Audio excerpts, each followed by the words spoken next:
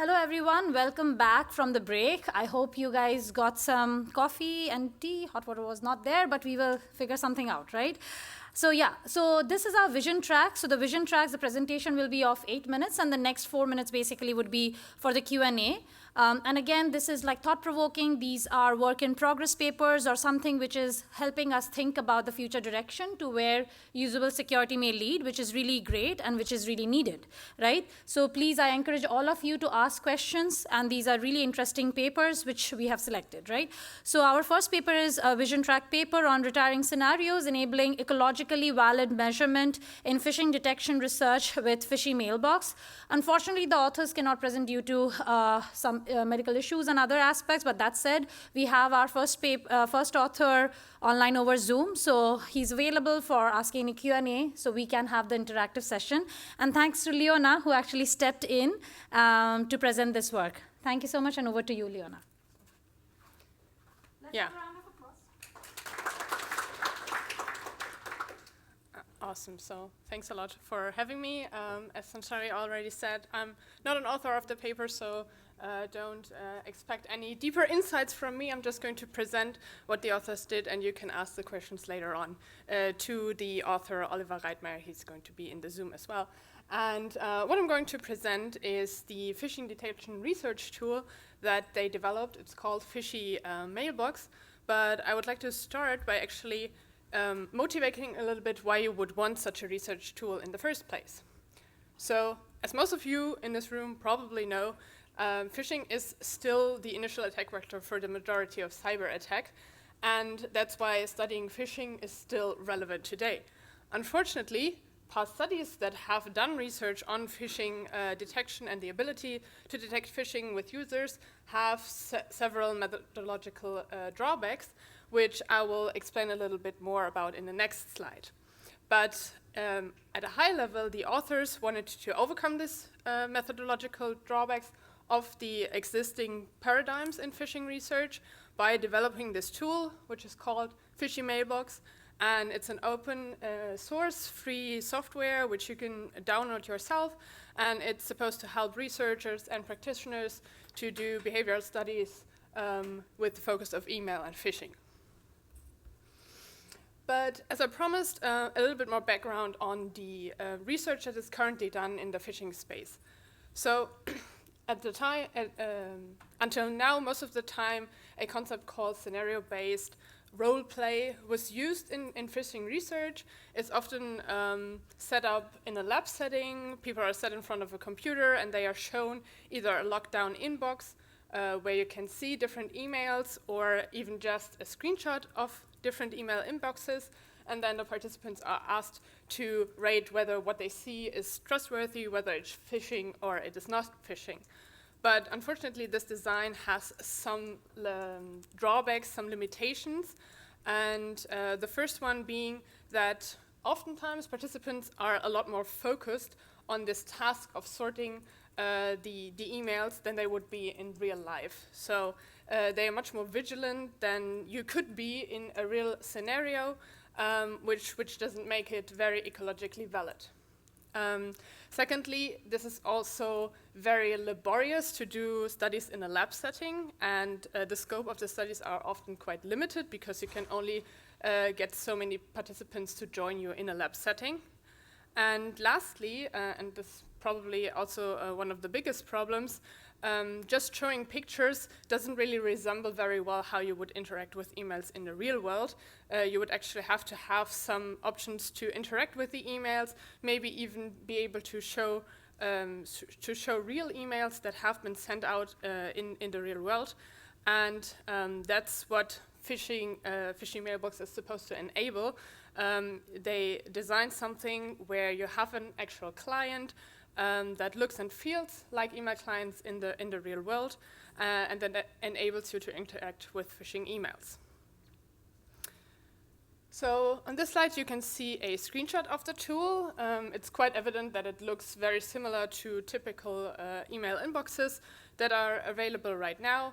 It's specifically designed that way, and it's primarily focused to enable mail sorting tasks, as I mentioned a couple of times, but you could adapt it to cover different email research questions as well. The software also logs several behavioral data when you interact with the email, or the participants would interact with the email in the tool. For example, whether or not the email was opened, whether the header was viewed, whether the email was moved to a different folder, whether it was scrolled, whether links were clicked or hovered, and also start and end times of the study, and also a bunch of other data. And from the researcher perspective, you also get lots of options to customize the setup of your study in an admin panel. So you could, for example, upload EML files into the tool that could be real phishing emails that you might have collected via some other means. You can then edit the HTML inside PhishyMailbox.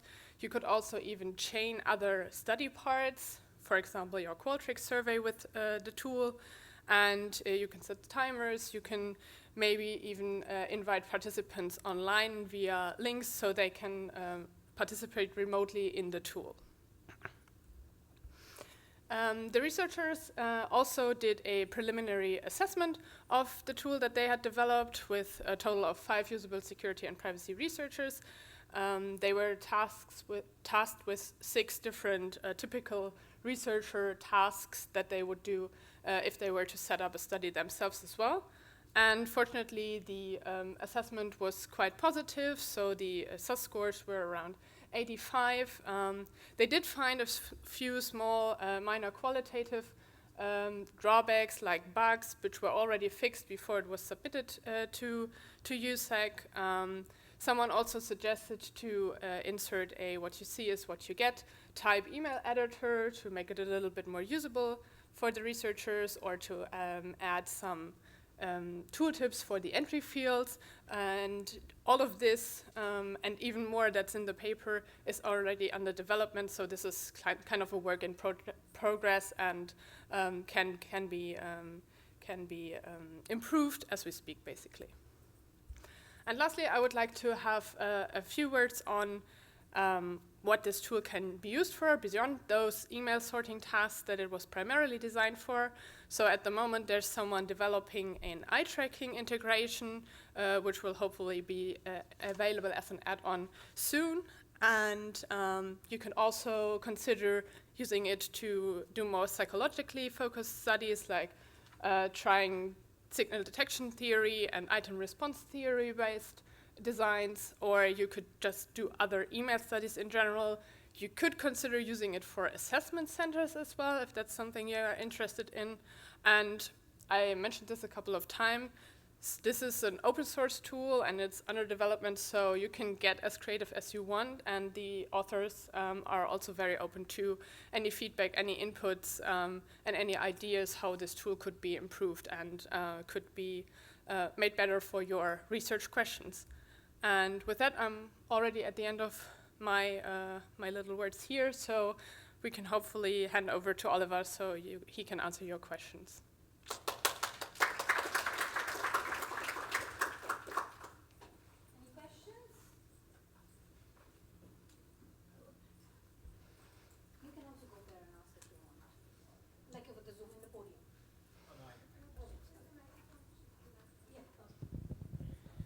Hi, this is VG Comcast. I was kind of curious, how does your tool differentiate itself from things that are already on the market?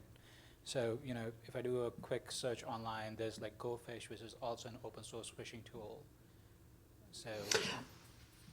Oh yeah, in the case of the tools you mentioned, GoPhish, for example, is made for the most part to do like these large scale phishing campaigns. As I explained in the paper, as we explained in the paper, these phishing campaigns have limits in terms of what you can actually do with them. Our thing is designed to make a more ecologically valid experience that you can also very dynamically control. So basically it enables you, for example, to chain questionnaires in front or after the whole exercise. You can also edit the emails yourself, which you can also do with GoPhish, to be fair. But we're also planning to add more features that make the inbox look more dynamic. which is something GoFish kind of lacks. Also, the controllability is a high plus for our platform. So you can basically design the inbox in the way you want, and you can also design the environment in the way you want. With these GoFish campaigns, you usually don't have much control over the inbox the participants see. So you cannot really control specific aspects of what you want to differentiate phishing from, for example.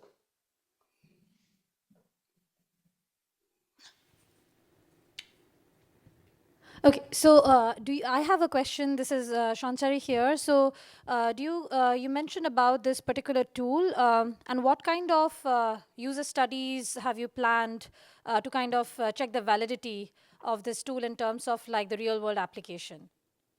So yeah, right now we have 2 to 3 projects, 2 of which are in the pipeline or closely before actually data collection. The first one is we want to, for example, we want to design a test for phishing detection ability for people. In that case, we're actually using the original paradigm of an email sorting task with some phishing emails mixed in there. We designed the inbox specifically for our target audience. Right now, we're using a student audience to validate it. But we're also in contact with a large organization with about 30,000 people that is focused on engineering. So we are going to make a target test for them as well. The end game would be having a flexible framework to design such tests easily for organizations. The second one is actually doing research about, or evaluation rather, about things that are commonly used as defenses against phishing. For example, these little indicators that you sometimes get that mark an email as coming from an external source. You could evaluate that easily with PhishyMailbox, and we've done a trial run of that one, and it does lead to very accurate data actually, which is very nice. With the studies, they sound very promising. So any other questions? With that said, first of all, thank you so much, Leona, for presenting, and thank you so much, Oliver. It's very late in Germany, as we know, like it's probably 1 a.m. or something, so really appreciate you staying awake, answering these questions. So yeah, let's have a round of applause to them. We can probably disconnect the Zoom. Okay. So yeah, our next presentation is again a vision track paper, which is towards the true user-centric design for digital identity wallets. So we have Yorick from the Paderborn University who will talk about it.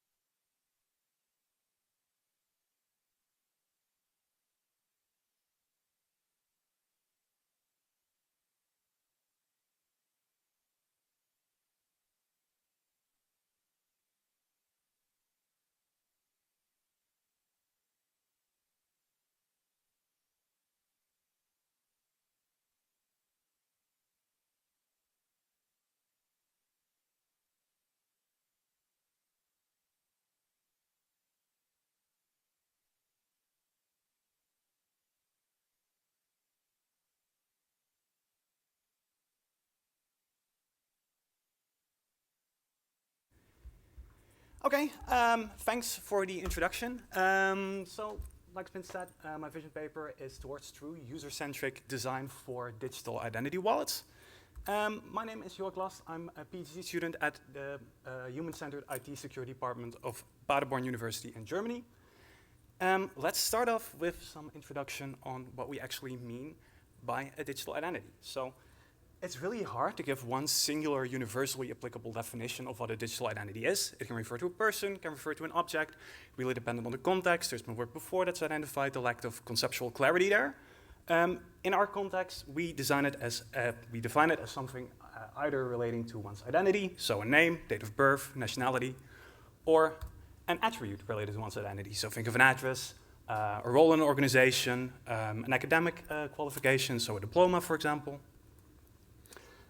We manage these identities through systems called digital identity management systems that can take a few different forms. So in its most simple form, you have something referred to as centralized digital identity management. So every service that you use makes use of one digital identity management system per service.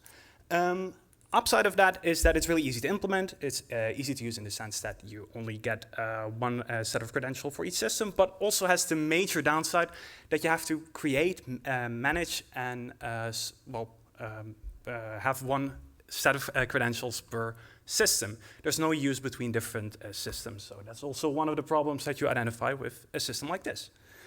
To kind of solve that, we have something referred to as federated digital identity management. So now, what happens is that you can use one credential across multiple different services, which is nice in the sense that, okay, it's a usability improvement. You no longer have to remember username and password for every single service that you have.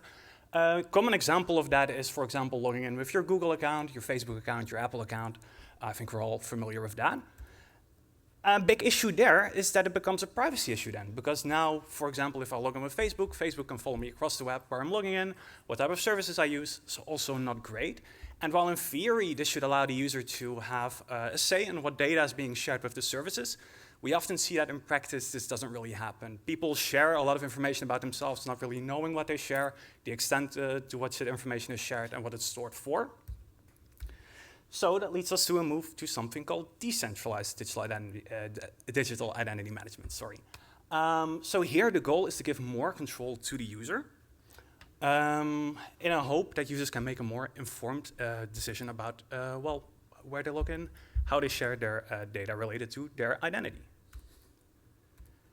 Question is then, how do we display that to the user? This is where digital identity wallets step in. So what wallets do is they present this information via a card-based interface. So I obtain my credentials, it's shown in the form of a card in my digital identity wallet, and I can then use that to identify myself across different systems, also across different domains. So for example, it's not really limited to authentication only, but for example, if I want to show a digital version of my driver's license, that should also be possible through a digital identity wallet. That's also becoming more relevant in recent, in the very near future. For example, the European Union is rolling out a European digital identity, which would allow over 400 million EU citizens access to a digital identity wallet, starting in 2026. And we see similar developments in the US and in the UK and Australia. So, coming to our vision, usable digital identity wallets. Well, a very big limitation is that we see that there's hardly any research into the usability and accessibility of such wallets.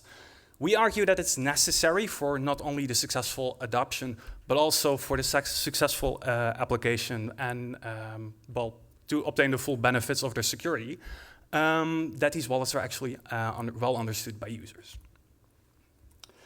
Since it's a technology that's going to impact a lot of levels of society, we also think it's really important that it's usable by everyone, not just people able to use a smartphone in a normal way, but also people that, for example, have physical or cognitive disabilities that require also extra consideration there.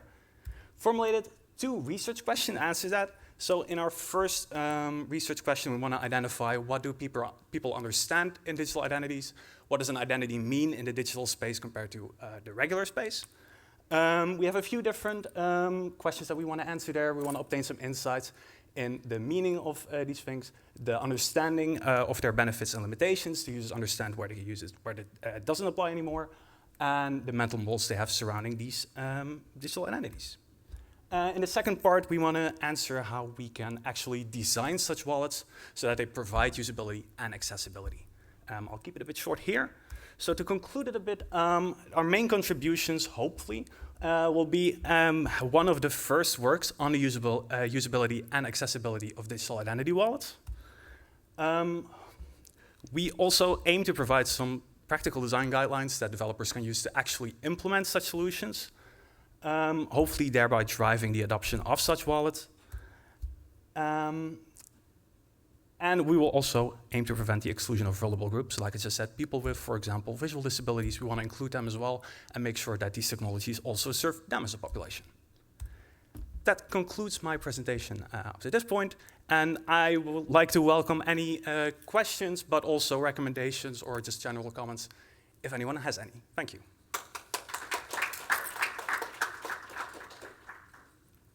Any questions? Yes. Hi, VG Comcast. Thank you for the presentation. So I'm kind of curious. So have you guys thought about looking at India's DigiLocker or Aadhaar card? Because India's had a digital identity wallet for years. Sorry, can you repeat that? India has had a digital identity wallet for years. So I'm kind of curious if you guys are looking at that. And so far, our focus has mainly been on the European digital identity wallet. Why? Because this is the first time we're actually seeing such a wallet being deployed also on an international level, not just limited to one country. For example, if you look into Europe, there's also been the Baltic countries that have a digital identity wallet for quite a number of years already, also very widely used. But all of these projects so far have been limited to the national level, basically. And what do you think the difference would be internationally versus having it in a single country? I think one of the major differences there is the amount of people that, of course, this affects, especially in the case of the European Union. But I'm not that familiar with the exact extent of what the Indian digital identity wallet covers. But it's also the amount of applications you have for this. So like I said, it's not just authentication, it's also, for example, a digitalization of one's driver's license, e-prescription. This really covers so many different levels of paper forms right now. All of those things apply to DigiLocker, which is the Indian identity wallet. Also, more people in India than all of European people combined. That's really fair. Something is happening in Europe for the first time doesn't mean that you should ignore technologies that have been done, like deployed in other parts of the world for years. That's a really great point, and I will definitely look into that. Yeah, thanks. Yeah, thank you. Any other questions? Okay. Yes.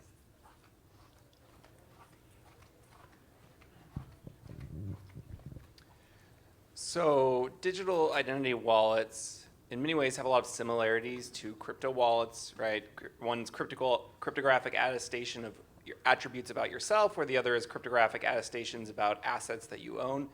Do you see that there's a convergence potential in the research agenda around usable wallets in general, or are they different enough that we can't really learn from each other, do you think? No, that's a great point. There's actually already been a study on the accessibility of crypto wallets for people with visual disabilities, but then limited to the context of those crypto wallets. And like you said, there's a lot of overlap, especially in things like the UI. So there's definitely a lot that can be learned from that. What we do see is that also for the crypto space, a lot of the research is limited to, well, the technical implementation of those, not so much usability and accessibility. But for the studies that are out there, I absolutely agree with you. Yeah. Great. Thank you. Let's thank the speaker again. Yes, and again, these are all thought-provoking papers. That's why it's called a vision paper. So if there are more questions, please ask. So our next paper is on retiring scenarios. It's a vision paper again, enabling ecologically valid measurements and phishing detect. Oops, sorry, I am repeating the first question. The first paper, anyways. So the next paper is Vision, the Price Should Be Right, Exploring User Perspective on Data Sharing Negotiations. So Jacob from Texas A&M University, Corpus Christi, is going to talk about it.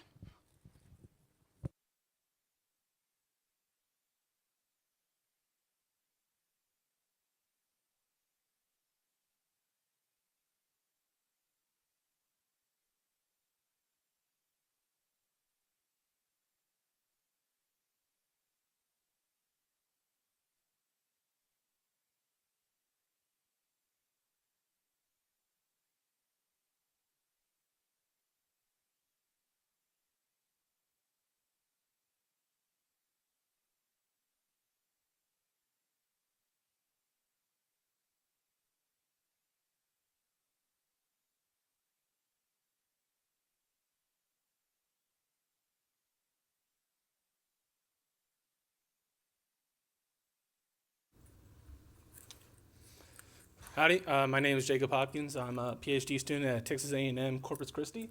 And yeah, I'd like to present my work on exploring user perspectives on data sharing negotiations. So we're currently living in a gold rush of data. We're living our lives more and more through technology, and that's generating more and more data. Unfortunately, on the data lifecycle, there are many points where that can be exploited, as seen through all these headlines. So my work specifically focuses on data collection, targeting voluntary data sharing events. So what do I mean by voluntary data sharing events? For example, suppose here Bob is thirsty. He wants to go get a drink. The first person he's going to encounter on his goal to get a drink is the bouncer. And what is he going to ask for? Well, Bob's ID. And Bob's ID contains a whole bunch of personal data related to Bob. And Bob's going to exchange that data to go have a drink. Well, what are some of the issues with this? Well, for one, there's annotated data disclosure. So Bob's ID, how it's designed, contains various attributes about Bob. Bob's height, weight, where he lives. Is he an organ donor? Well, none of that information is needed for the bouncer here to do his job. Power and balance. The bouncer here dictates what data is going to be exchanged to do that, and bad faith actors. Well, my work specifically is focusing on solutions towards the first two issues. So overall, what we're, in our research, we're developing a data negotiation system where we're following these design principles. Informed consent, the ability to opt in and opt out of sharing data, and transparency. But before we actually get to developing that system, what we want to know is what are Bob's and the bouncers' perspectives on this data negotiation? What behaviors do they use when they engage in this sort of negotiation? So that's why we're proposing a multi-stage or a multi-track, multi-stage user study. So the first two tracks of our user study is concerned with the bouncer, the data requesters, and our second track is Bob, or the data subject track. And what we want to answer with these two tracks is how should the risks of the data exchange or data sharing be conveyed to both parties? And then how should a negotiation system be designed to reduce said risk and be transparent? And then our last track is what features is the usability tracking. We're trying to answer what features are necessary to improve the usability of a negotiation system. And these are the phases that we've outlined: the background phase, pre-study phase, and analysis phase. So for our first track, the data requesters, so who are we targeting? Well, we want to recruit people who typically handle users' personal data. So that could be ticket booth operators, bouncers, or IT professionals who develop data collection systems. That's who we want to recruit for this track. For our background phase, we are analyzing privacy policies so we can determine how do each various different industries view personal data, what actions do they use to perform on data, and what common scenarios are there where data negotiation occurs. And for our study phase, we're going to conduct a semi-structured interview. We want to recruit 20 to 40 individuals, and we're going to conduct these sessions through Zoom or in person. And we'll finish that. Once we finish the interview, we'll conduct a thematic analysis and coding, and qualitative coding. For our second track, the data subject track, we're reviewing privacy risk frameworks. So, and for our background, then for our pre-study phase, we're going to conduct privacy, I skipped a step here. Who are we recruiting? We're going to recruit from the general U.S. population.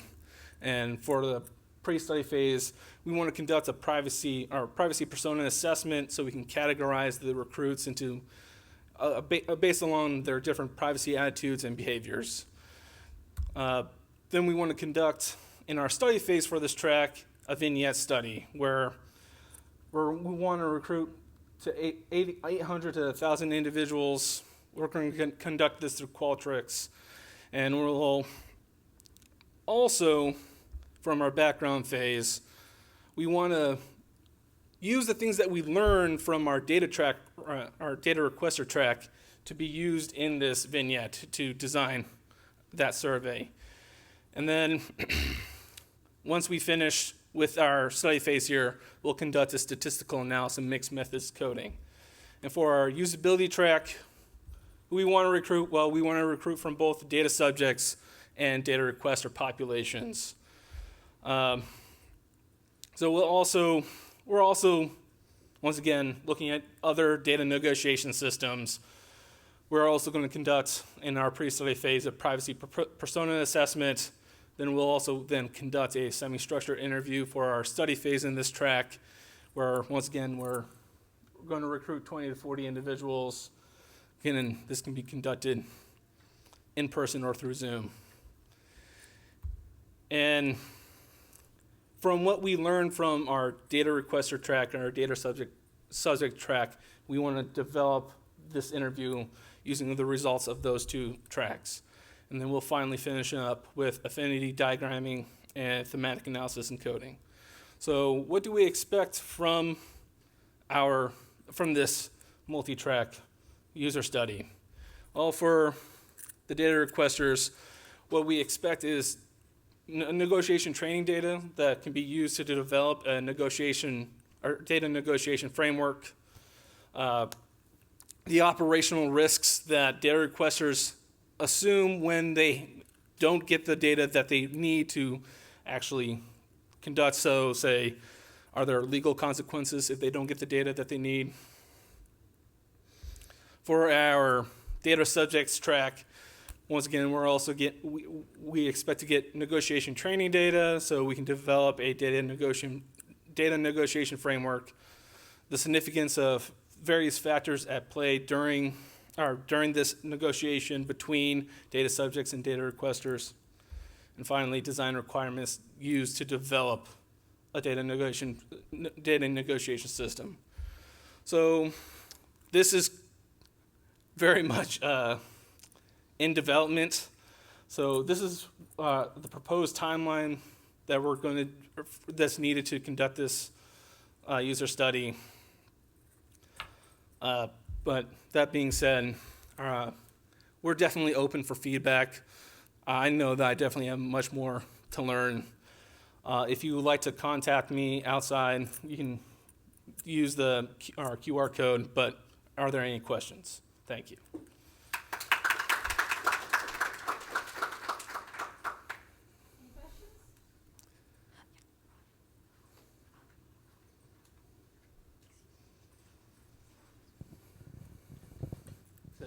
One of the things that struck me looking at that was the question of not just negotiating what to exchange in terms of information, but whether there would be any way to negotiate how it can be used. Continuing with your bouncer example, I don't really mind if the bouncer gets to look at the photo on my ID to confirm that the ID corresponds to the person they're letting in the door. But I really do mind if the bouncer then sells a copy of that photo to a company that's establishing a facial recognition database and tags it as somebody who likes to go drink. Mm-hmm. And if you're going to show it to them, you can't really assure what they're going to do with it at a technical level, because that's basically the same problem as DRM. And I was just telling VG earlier, I break the DRM off of my library books so I can read them on the device I want. And that's a fundamental problem with, if you let someone have the data, then they have the data and they can use it in good faith or bad. I think I use it in good faith, but and are you looking at any kind of assurances there, either making some kind of link to a legally enforceable promise of some sort or anything along those lines? We are looking into something similar to that. I still say this is early stages. We're looking how the data requester and data subjects are actually going to be, what they're going to be negotiating over is something that we're dubbing access mediation contracts, where they both establish a contract with one another stating, like, this is the data I'm willing to give, and this is what I'm willing to let you use this data for. But yeah, we'll still run into similar problems with DRM. And well, yeah, I'm not claiming that you ought to be finding a way to enforce this problem. I think it's intractable with any form of cryptography I'm aware of. But even just addressing the question at that level of I promise, I don't promise. mm-hmm. Great. Any other questions? Okay, so I have one question. So given that you're looking into have you looked into some of the research on willingness to pay or willingness to accept, like those concepts?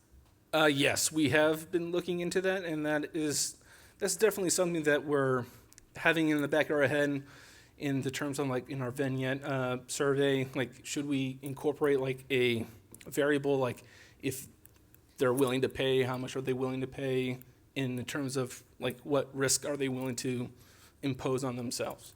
Great. Thank you again. Let's thank the speaker again.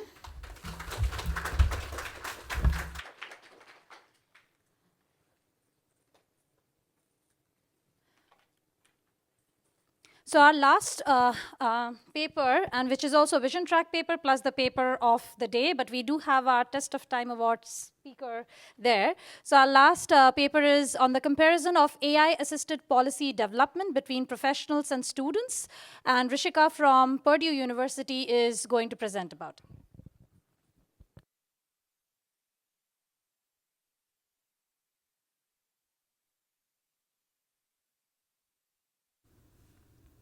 Awesome. Good afternoon, everyone. I'm Rishika Thorat, and today I'll be presenting my research on AI-assisted cybersecurity policy development, specifically taking a look at how students and professionals would create policies using ISO 29147 and Kaspersky's responsible vulnerability disclosure ethical principles.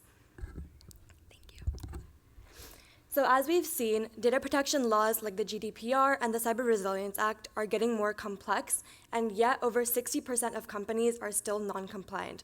And this non-compliance is not only risky, but it's also costly, both in terms of data breaches and fines. So specifically taking a look at vulnerability disclosure policies, or VDPs, they play a very critical role in managing cybersecurity risks, as they're able to help outline how organizations handle and respond to these sort of vulnerabilities. And in 2023 alone, we see that the US's Cybersecurity and Infrastructure Security Agency, better known as CISA, processed over 7,000 vulnerability reports in just that year. So this reflects not only the increasing volume of security threats, but it also shows the need for clear and effective VDPs to help manage and mitigate these types of risks. So without having these well-structured VDPs, organizations might face delays in remediation and increased exposure to attacks, and also a loss of trust from their stakeholders. So this really emphasizes the importance of having these well-structured vulnerability disclosure policies. So when we take a look at large language models now, like ChatGPT, they do have the potential to speed up policy creation and adaptation, and this is honestly not too surprising given the rapid expansion of AI within the cybersecurity market. As we've seen in existing statistics, the AI and cybersecurity market is actually projected to grow from around 22.4 billion in 2023 to 60.6 billion by 2028. So this is a huge increase, and in addition to that, over 70% of cybersecurity buyers over large organizations are highly willing to invest in AI-enabled security tools. So this really shows us the growing reliance of AI within the cybersecurity field for different security operations. But despite this, when we take a look at LLMs, they do face significant limitations, mainly when it comes to things like ethical alignment and contextual understanding, which usually ends up necessitating human oversight. So this brings us to our core research gap that we're aiming to address, which is that we don't know how students and professionals would utilize AI to develop these policies, and more importantly, how their approaches compare in terms of ethical alignment and policy quality. So addressing this gap is crucial, as students are the future cybersecurity workforce, and we need to understand their approach to AI-assisted policy development so that we can better prepare them for real-world challenges that they would face, while professionals would give us insight into the current practices that are happening right now. So to explore this gap, we're aiming to investigate 3 research questions where we're asking, how do students versus professionals develop policies to meet ISO 29147 requirements when they're working independently as well as with AI assistance? How do the prompts developed by students and professionals differ when they're constructing these policies using AI? And how do students and professionals' AI-enhanced policies compare in ethical, compliance, and transparency dimensions, particularly in alignment with the Kaspersky Responsible Vulnerability Disclosure ethical principles? So with these 3 questions, we're aiming to provide a more detailed comparison of both students and professionals so that we can help guide both educational and industry best practices. So as we've seen in existing research, while LLMs like ChatGPT are able to speed up policy creation, they do struggle with ethical alignment, and human-AI collaboration can address this, but it's underexplored within educational contexts, especially with students learning to develop these policies. Compliance studies that we see in existing literature focus on standards, but they don't cover ethical considerations, and prompt engineering strategies lack methods for specific ethical consistency. So this is really where my study comes in to help bridge these gaps by comparing how students and professionals would navigate these challenges, both manually and with AI assistance. So now diving into our proposed methodology, our study will involve 2 groups of cybersecurity undergraduates from a cyber law and ethics course, and they will be representing the future workforce. And we will also have professionals from the cybersecurity industry, and they will be recruited mainly through snowball sampling.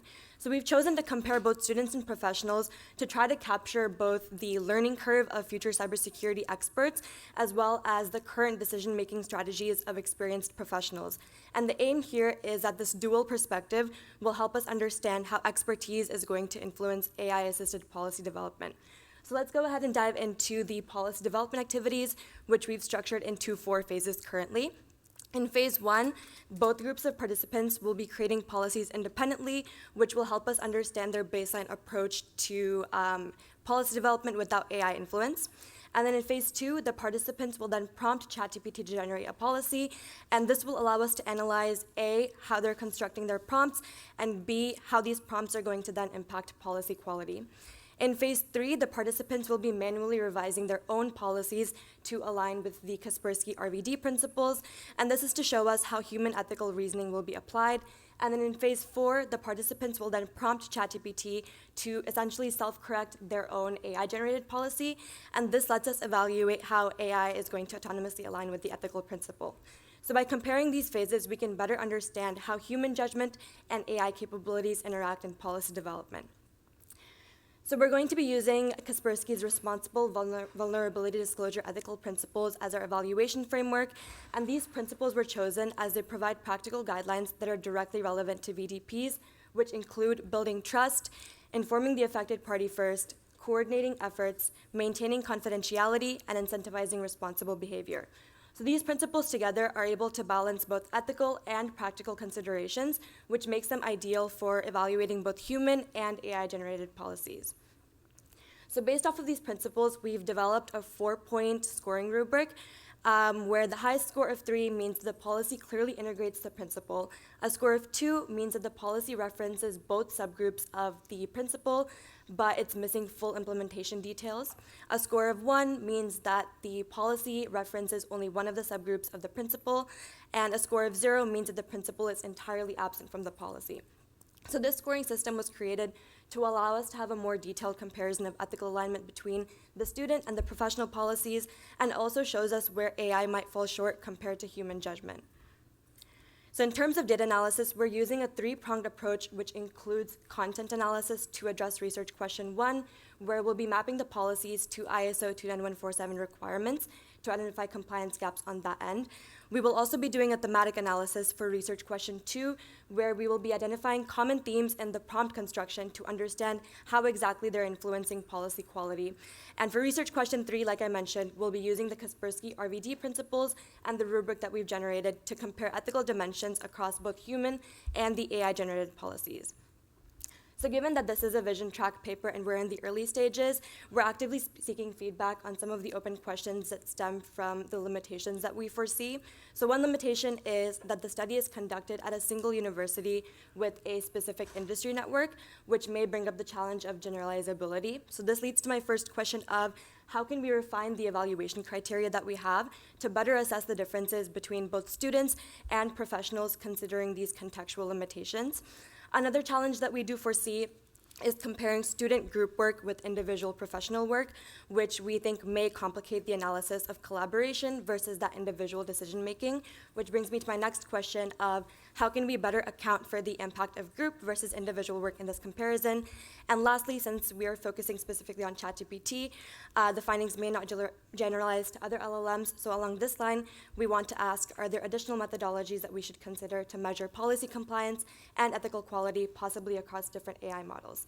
So given that, I'd like to conclude here. Again, this is an early stages paper, so we wanted to invite any feedback or any questions that you may have. Thank you. Thank you so much.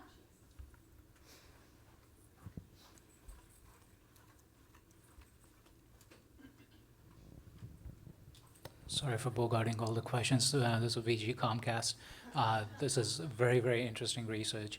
A couple of minor suggestions, I would say, if you can think about doing this work for NIST cybersecurity framework as opposed to ISO 29147, because the cybersecurity framework is available to everyone, so people in future studies would be able to replicate what you're doing, or do similar studies in their universities or different population sets.